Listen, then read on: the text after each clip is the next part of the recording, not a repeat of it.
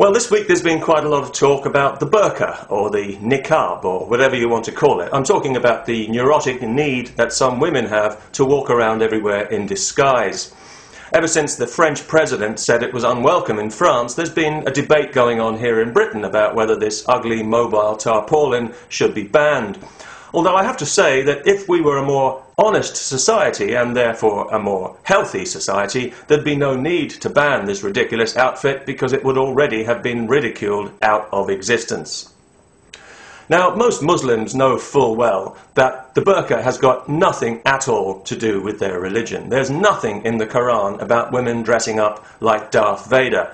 This is a manifestation of a primitive culture and a primitive mindset that deserves about as much respect and consideration as the beliefs of headhunters. And as for modesty, please don't make me laugh. Modest people don't draw attention to themselves by dressing up in a mobile tent just to rub it in the face of a culture that they despise but for some reason insist on living in. The burqa will never be welcome here in Europe or in the Western world generally. It will always cause trouble, and that, I suspect, is why it's being worn.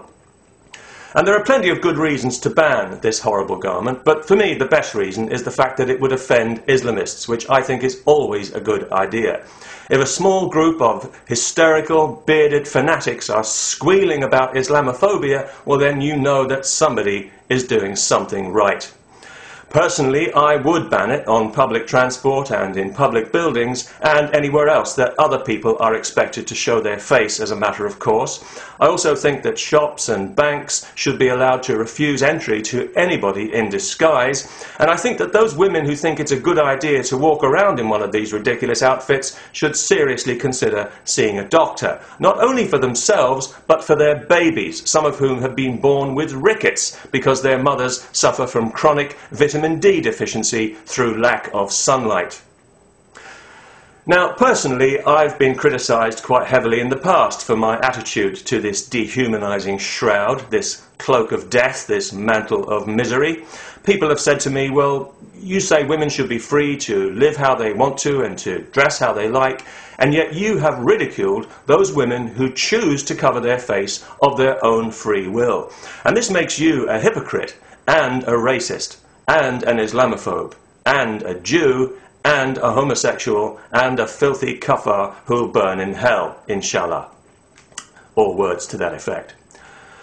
Well, quite apart from the obvious security threat posed by the burqa, which we don't like to talk about too much out of respect for their religion, even though their religion is our biggest security threat.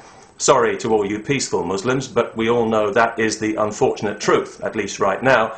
But quite apart from that whole issue, the burqa is more than just an item of clothing, isn't it? It's a political statement of very determined separation. So much for community cohesion. And it's also a powerful symbol of the status of women in the Muslim world, some of whom, even in this country, have no choice as to whether they are encased in these sartorial prisons. And that's why I believe that those women who deliberately try to legitimize this sinister garment in the free world to make some kind of cockeyed statement, I think those women are actively condoning and encouraging the oppression of other women on this planet, for which I think they ought to be thoroughly ashamed of themselves. I think what they're doing is deeply immoral. I think they're traitors to their gender, and as a symbol of their religious or cultural identity, they might as well be wearing a yellow star. I also find it baffling as to why it is that the Western feminist voice, usually so assertive and confident, is so muted when it comes to women in Islam. That couldn't have anything to do with cultural relativism looking attractively ethnic once you were all safely home and dry, could it, girls? Or maybe it just wasn't a very worthwhile cause after all. I don't know. What do you think? I would like to hear, because the silence so far from feminists has been deafening and shameful. Everybody thinks so. Everybody's wondering where the hell are all the feminists. People even write to me and ask me, where are the feminists? As if I'm supposed to know. I'm just as puzzled as everybody else. But let me tell you what those shy, retiring feminists could and should be saying if they were anywhere to be found. And that is that any Western woman who makes allowances for or who accommodates the misogyny of Islam in her life is a fool to herself and a traitor to her daughters, who will have to live with the consequences in a society where they feel less valued, less safe, and have fewer rights than they do now. And personally, I don't want to be a party to anything like that. And that's why I think that the issue of women's rights should be a line in the sand that Islam is not allowed to cross at any price.